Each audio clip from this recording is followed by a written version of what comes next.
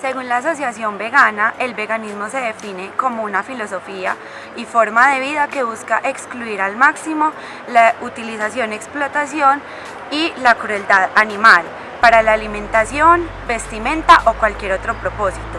A su vez, este busca desarrollar alternativas que no utilicen los animales por beneficio de los mismos, los humanos y el medio ambiente.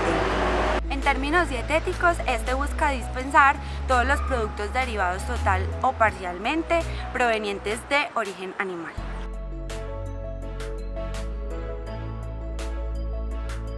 Comencé sobre todo como por cosas sentimentales, porque me basaba mucho en preguntarme si como mi satisfacción alimentaria era como suficiente criterio para lastimar animales y otro tipo de vidas, pues diferentes a los humanos. Entonces empecé a cuestionarme varias cosas y por eso llegué a pensar en el vegetarianismo como una forma de vida que me podía hacer sentir mejor conmigo misma y con mi alrededor.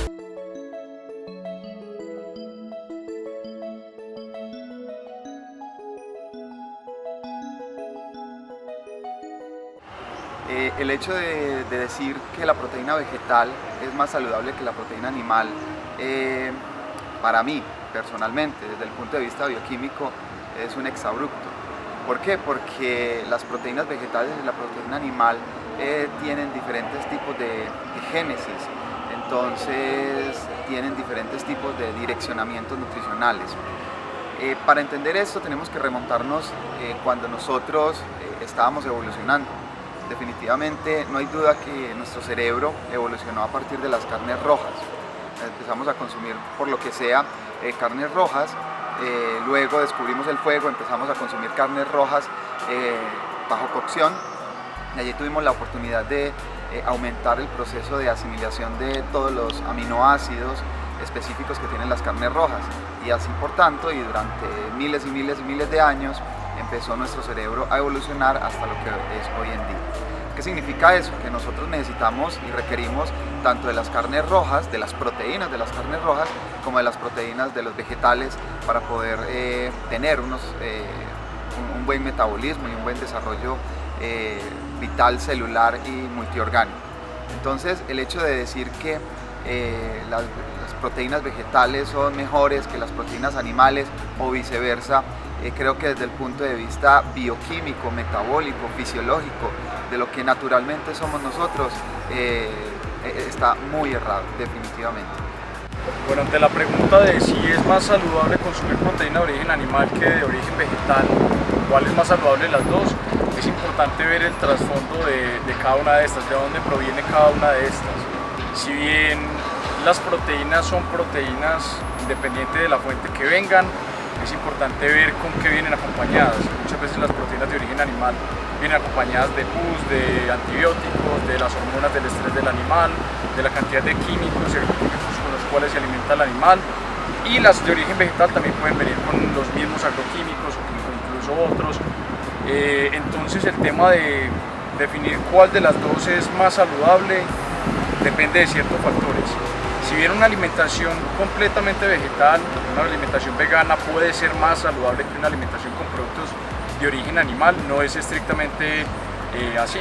Una alimentación vegana puede consistir en productos ultraprocesados, por ejemplo galletas Oreo, gaseosas, y no necesariamente es saludable. Y una alimentación basada en productos de origen animal, digamos que si bien desde el lado ético no es lo recomendable, desde el lado de la salud, en muchos casos puede ser viable, digámoslo así. El veganismo es netamente ético, o sea, nosotros somos veganos por cuestiones éticas, por respeto a los animales. El tema de salud se hace un poco, digamos, ¿cómo se podría decir? Un poco controversial debido a la cantidad de estudios que hay al respecto. Hay gran cantidad de organizaciones que respaldan y avalan una alimentación completamente vegana, por ejemplo la misma ADA, la Asociación Dietética Americana, los colegios de cardiología norteamericanos y muchos estudios a la cabeza de grandes médicos y científicos del mundo, como Michael Greger, el doctor Kim Williams, que fue uno de los presidentes del Colegio Cardiológico Americano, y nutriólogos como Norris y Messina. Pues hay mucha información al respecto, y que si bien hay muchos mitos también del otro lado, que se dice por ejemplo que la carne es estrictamente necesaria para el consumo humano, que hay nutrientes en la carne que no podemos obtener de las fuentes de origen vegetal, realmente sí lo podemos hacer.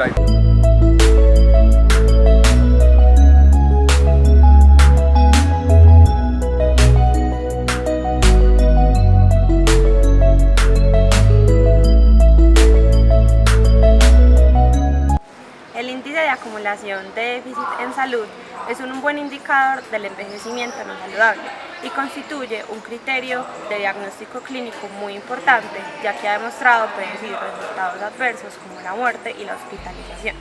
En este estudio, los participantes fueron seleccionados entre el 2008 y el 2010 y se les realizó un seguimiento durante 9 años.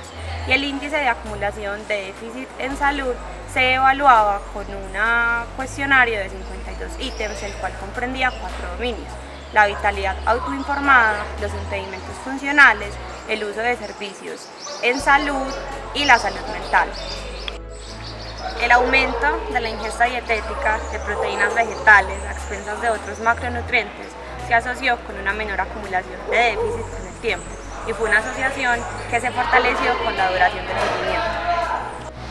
Estudios anteriores que examinaron los efectos específicos de las proteínas de diferentes fuentes reportaron efectos beneficiosos en el consumo mayor de proteínas de origen animal.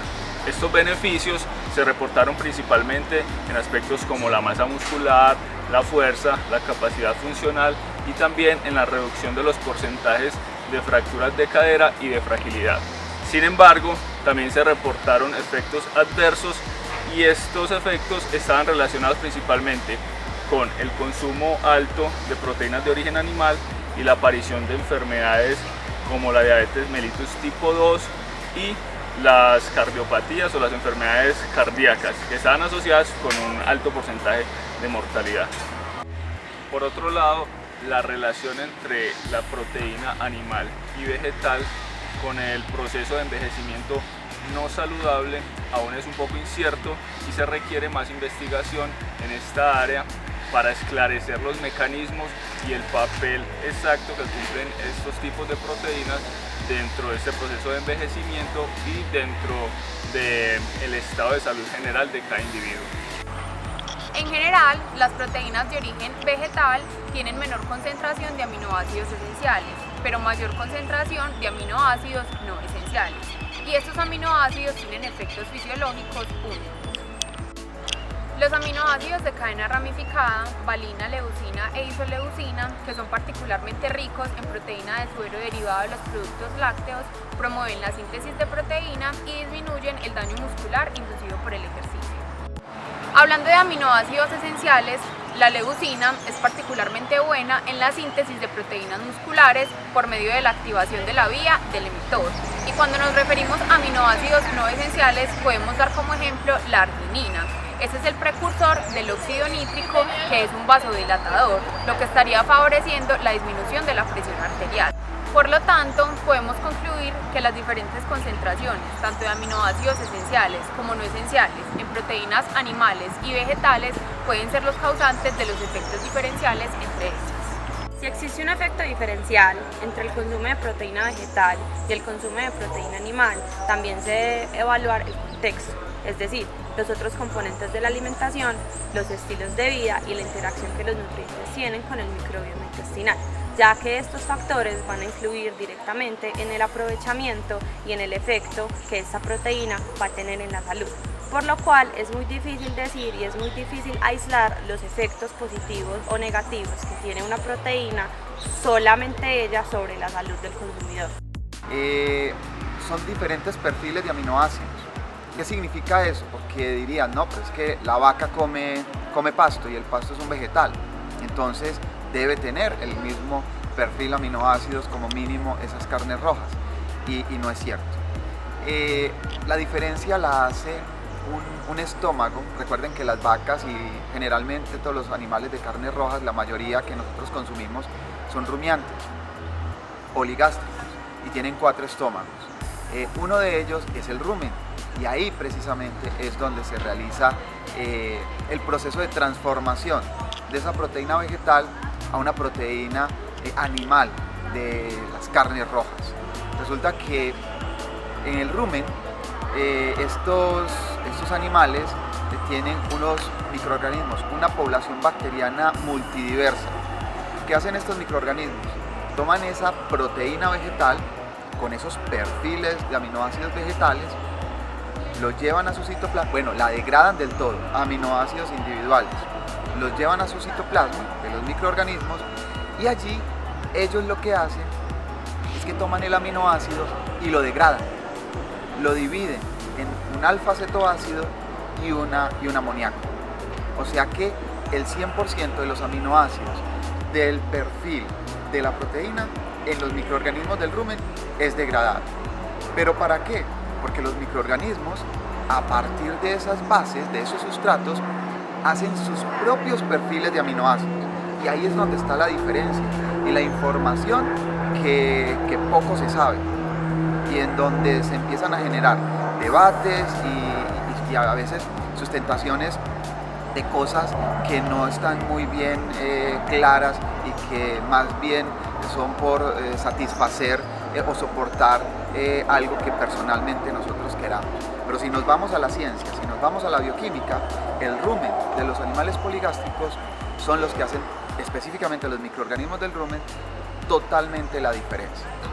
Allí entonces es cuando la proteína microbiana del rumen que se sintetiza tiene un perfil de aminoácidos con alta concentración en aminoácidos esenciales, y sobre todo en aminoácidos esenciales que se necesitan y se requieren para el desarrollo y el mantenimiento cerebral. Recordemos también que algunos aminoácidos no esenciales se sintetizan a partir de algunos esenciales. O sea que ahí estamos potenciando todo el perfil de aminoácidos y todo el potencial nutricional de los aminoácidos individuales de la proteína animal, específicamente de las carnes rojas. Por tanto, no podemos comparar y no podemos decir que la proteína vegetal es más saludable que la proteína animal, en ningún momento y bajo ningún parámetro, en términos académicos, en términos científicos, en términos de ciencia básica, en términos de la bioquímica que nosotros tenemos, en términos de la bioquímica de todos los organismos vivos. Y lo que nos dice la evolución es que nosotros necesitamos y requerimos de las carnes rojas para nuestro sistema, nuestro buen funcionamiento en el sistema metabólico, en el sistema cerebral. Por tanto, recordemos que nosotros somos omnívoros, comemos de todo. Entonces nosotros tenemos que tener una dieta equilibrada, una dieta en donde tengamos carnes rojas, carnes blancas, carnes rosadas, verdes, de todos los colores, y vegetales obviamente. O sea, una dieta equilibrada en donde podamos extraer todos los nutrientes que necesitamos y requerimos diariamente. Otro tipo de discusión es que las carnes rojas tengan hormonas, que las carnes rojas, como se dice ahora, contaminen un poco más que por ejemplo una granja avícola o que productos hortícolas orgánicos. Esos son otros temas de discusión. Pero en términos reales, en términos científicos, evolutivos, necesitamos de los dos tipos de proteínas para poder tener un buen desarrollo multiorgánico en toda nuestra vida. Bueno, hay otro tema, y es si somos por naturaleza omnívoros, herbívoros o qué.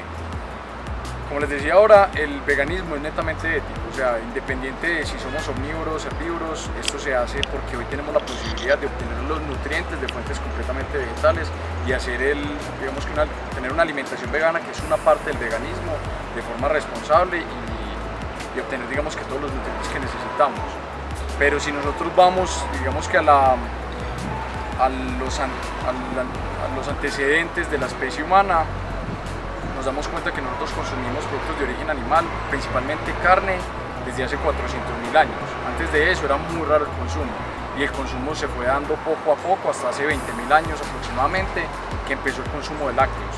Con la revolución agrícola, la domesticación de especies vegetales y animales, ahí fue que empezó el consumo de lácteos, pero nunca en la historia, en ningún momento de la historia habíamos consumido tantos productos de origen animal como hasta hace 200 años con la revolución industrial. Entonces es como, digamos que un poco ilógico hablar de que nuestro consumo actual es natural, desconociendo casi que millones de años de evolución. Ni éramos tan omnívoros como somos hoy, ni necesariamente éramos herbívoros. ¿Que hoy podemos ser herbívoros? Claro que sí. ¿Que podemos llevar una alimentación completamente vegetal? Claro que sí. Bueno, y con el tema de las proteínas debemos tener en cuenta que las proteínas, sean de origen animal o sean de origen vegetal, son cadenas de aminoácidos. Hay unos aminoácidos que nuestro cuerpo produce y hay otros que no produce. Esos aminoácidos que nuestro cuerpo no produce se llaman aminoácidos esenciales y son los que nosotros debemos obtener de la alimentación. Hay unos grupos, digamos, de productos de origen vegetal que son más ricos que otros en dichos aminoácidos. Por ejemplo, las leguminosas son ricas en todos los aminoácidos esenciales a excepción de uno, que es la metionina. Y los cereales son ricos en todos los aminoácidos esenciales a excepción de uno, que es la lisina. Entonces se popularizó la idea hace como 20 años de que combinando leguminosas con cereales obtengo todos los aminoácidos que necesito, todo el perfil de aminoácidos. Hay otro que es el triptófano, que realmente pues hay preocupación por el tema de que si como veganos estamos consumiendo la suficiente cantidad de triptófano, pero una buena alimentación vegana, bien balanceada, con suficiente cantidad de frutos secos, de leguminosas, de cereales, incluso de otros alimentos, digamos que más ricos en estos aminoácidos como la quinoa, la soya, ojalá orgánica, pueden obtener suficiente cantidad de todos los aminoácidos, incluyendo el triptófano.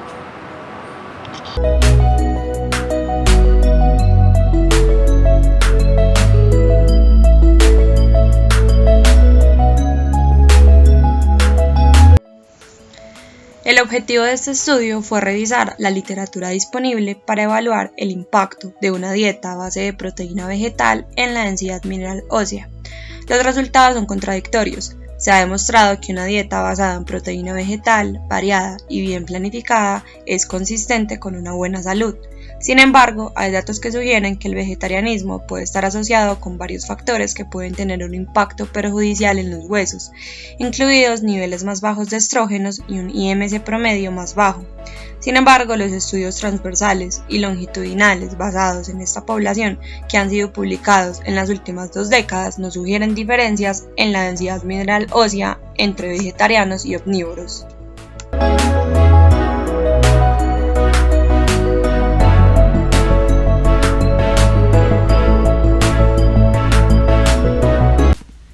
En este estudio concluyeron que el alto consumo de ácidos grasos insaturados, característico de los alimentos de origen vegetal, disminuyen el riesgo cardiovascular. Entre los mecanismos reportados incluyen una disminución de la presión arterial, disminución de triglicéridos plasmáticos, disminución de trombogénesis, efectos antiinflamatorios, efectos antiarrítmicos, relajación de los vasos sanguíneos y disminución de la insulinoresistencia.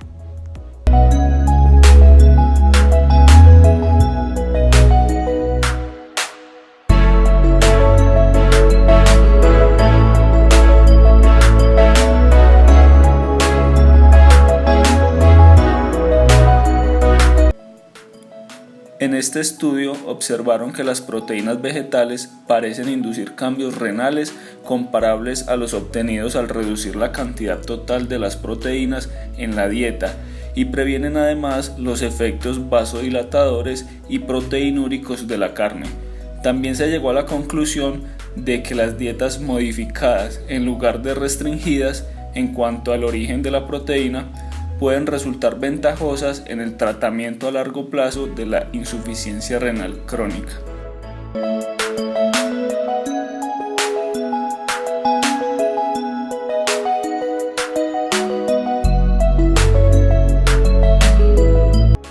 Los estudios epidemiológicos han observado que las personas que consumen dietas basadas en proteína vegetal tienen una menor incidencia de enfermedad de la vesícula biliar. Sin embargo, los resultados son contradictorios y deben considerarse en un contexto más amplio de varios factores de riesgo dietéticos y de estilo de vida para la enfermedad de la vesícula biliar que están altamente correlacionados. Por ejemplo, los hallazgos pueden estar relacionados con exposiciones como la grasa saturada de la dieta, que constituye un factor de riesgo para la formación de cálculos biliares.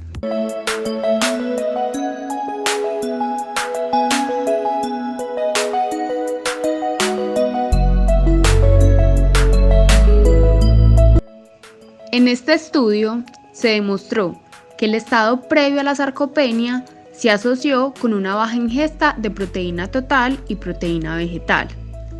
Se han propuesto varios mecanismos posibles para el efecto de la proteína vegetal sobre la masa muscular. Primero, es necesario obtener los aminoácidos esenciales adecuados para prevenir la sarcopenia. La calidad de la proteína vegetal depende de la fuerza del alimento y podría tener un valor nutricional equivalente al de la proteína animal. Las legumbres como la soja y el cowpea tienen altos niveles de leucina, lo que aumenta el anabolismo de las proteínas.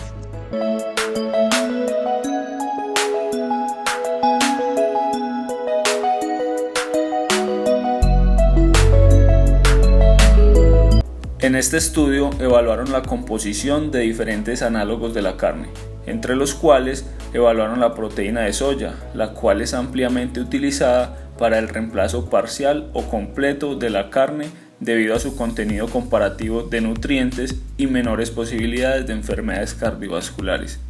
Concluyeron entonces que los aislados proteicos de soya tienen un valor biológico comparable al de la carne de origen animal.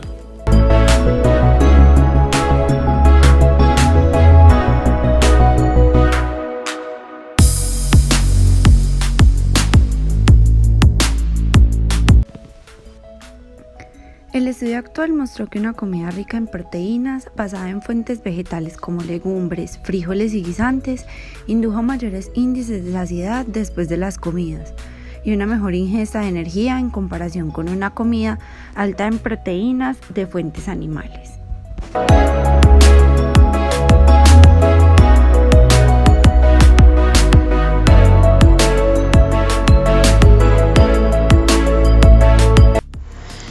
En la posición sobre dietas veganas de la Sociedad de Nutrición Alemana, diversos autores sugieren que los requisitos de aminoácidos esenciales no pueden ser cubiertos exclusivamente por la proteína vegetal en fases donde los requisitos son más altos, como el crecimiento, ya que la calidad de la proteína vegetal es inferior a la de la proteína animal.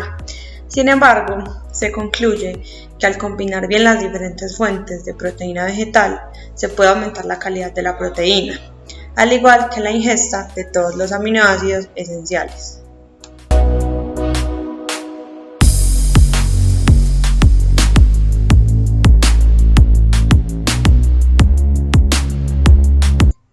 En este estudio, una mayor ingesta de proteína animal se asoció con un mayor riesgo de diabetes mellitus tipo 2, mientras que una mayor ingesta de proteína vegetal se asoció con un riesgo moderadamente reducido.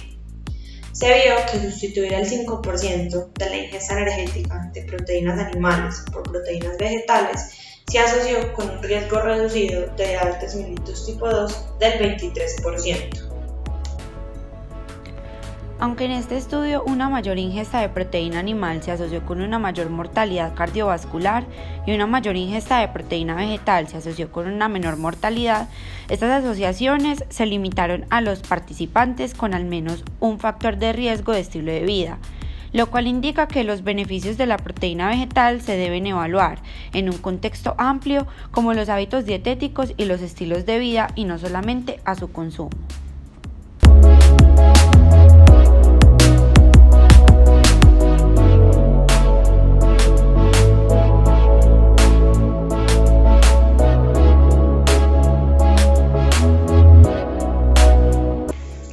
La posición de la Asociación Dietética Americana sobre las dietas vegetarianas nos dice que la proteína vegetal puede cumplir con los requisitos de proteína cuando se consume una variedad de alimentos vegetales y se satisfacen las necesidades energéticas.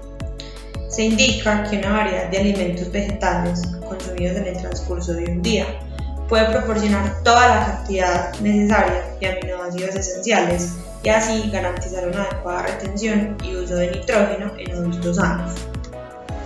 La Asociación Dietética Americana también declaró que cuando una dieta vegetariana o vegana está bien planificada, es apropiada para todas las etapas del ciclo de la vida, lo cual incluye embarazo, lactancia, infancia, adolescencia y edad adulta. En enfermedad renal se ha demostrado que ingestas elevadas a largo plazo de proteína en la dieta para una persona con enfermedad renal que no se somete a diálisis de cualquier fuente, sea animal o sea vegetal, puede empeorar la enfermedad renal crónica ya existente.